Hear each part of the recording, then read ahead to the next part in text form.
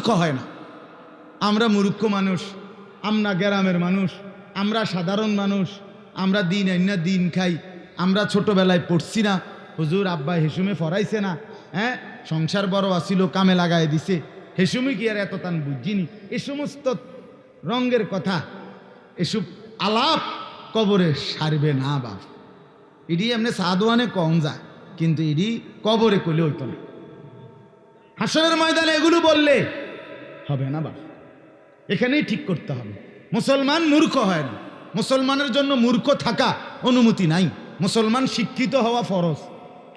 ওমা কথা কয় না। মুসলমান শিক্ষিত হওয়া কি? তালাবুল ইলমে ফরিদাতুন আলা।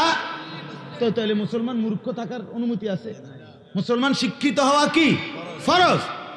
মুসলমানের ছেলেকেও শিখতে হবে, মুসলমানের মেয়েকেও শিখতে হবে, মুসলমানের বুড়াকেও শিখতে হবে, জওয়ানকেও। আমি ওই আমার অনেক সময়